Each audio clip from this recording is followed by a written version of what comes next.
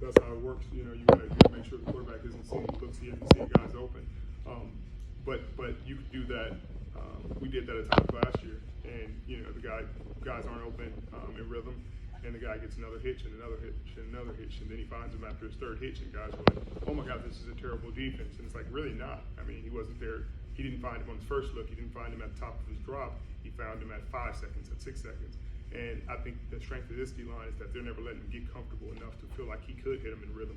He can't feel like comfortable when he hits the back step. He's going to have somebody in his face. He's going to have somebody in his lap, somebody chasing him, or somebody pushing a tackle or a guard into his lap.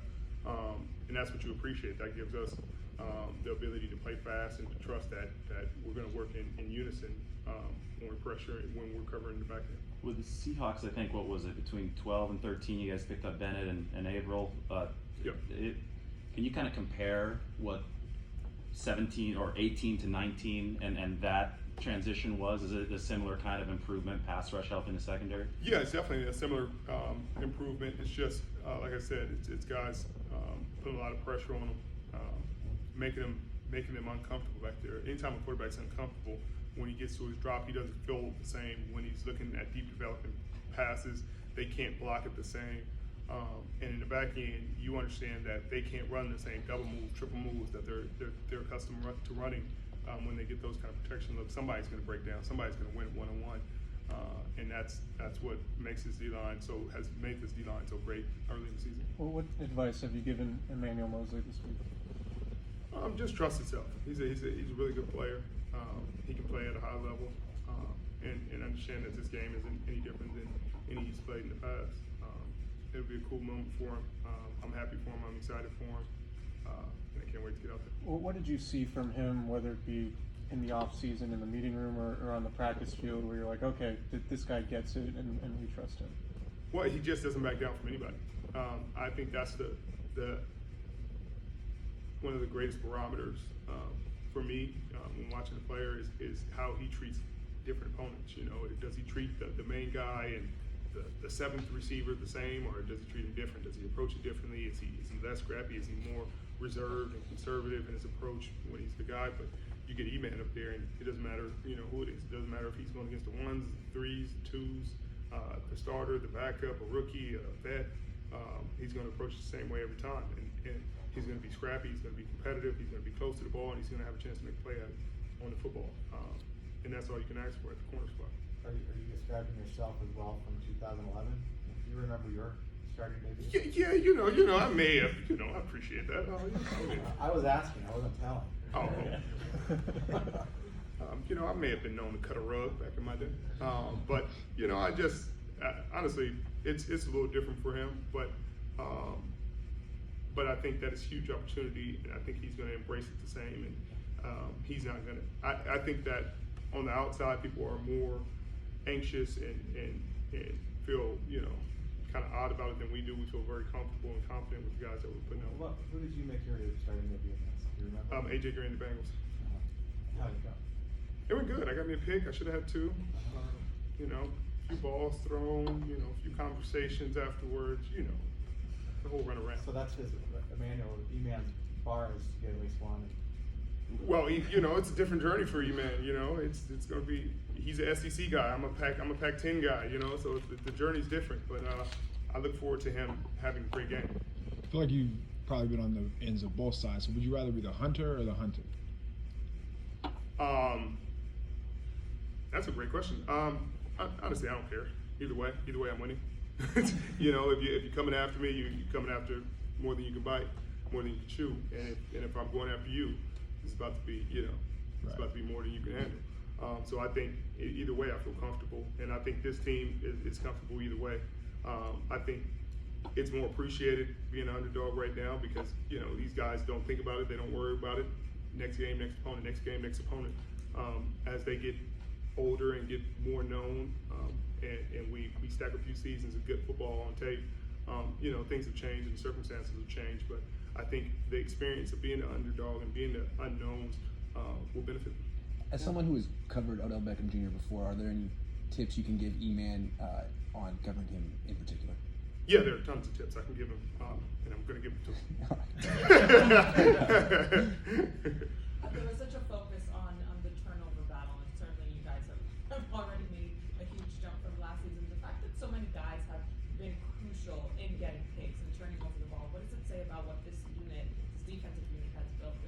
Well, it's just that you don't do anything out of the ordinary.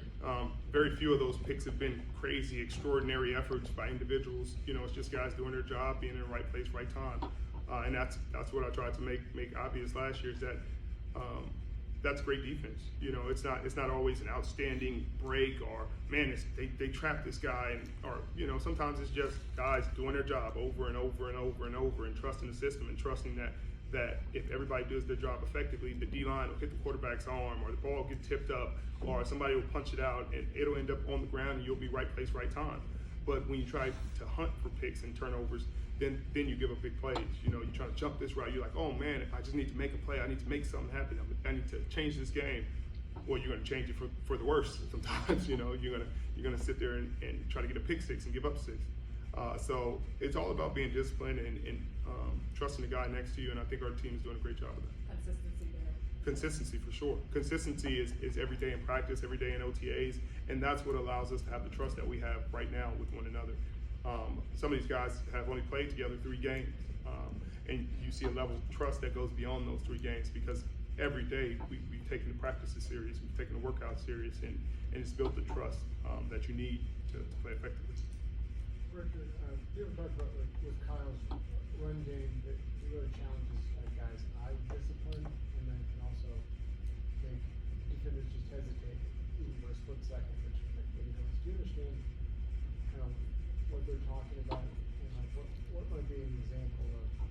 Oh, he challenges not only eye discipline, he challenges gap integrity, he challenges different teams play the run different ways.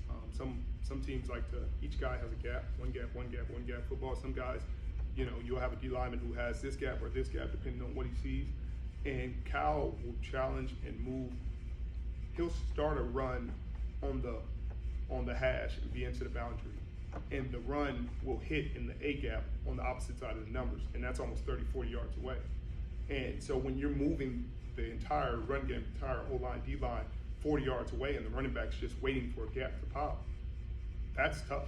That's strain. That's putting a lot of stress on the defense, play in and play out. Because sure, you can guard it, you can stop it for 1 play, but can you stop it for 6 plays? And then when you're chasing the ball 30 yards away and the quarterback still has it, and you look up and the receiver's catching the ball right behind the linebacker who's chasing the ball 30 yards away. So it really messes with your eyes, your discipline, your rules, because some of the plays he draws up, there's really no answers for. You've talked about Emmanuel Moseley in practice, and Robert talked about how he has a short memory, but it seems to me that you really don't know what you got in a player until you see him in an actual game. Right. So I'm sure you've been around players who've been great in practice and not good in games. Why is that? Like, what does Emmanuel have to be able to do to carry over the practices to prime time? You got to treat him the same.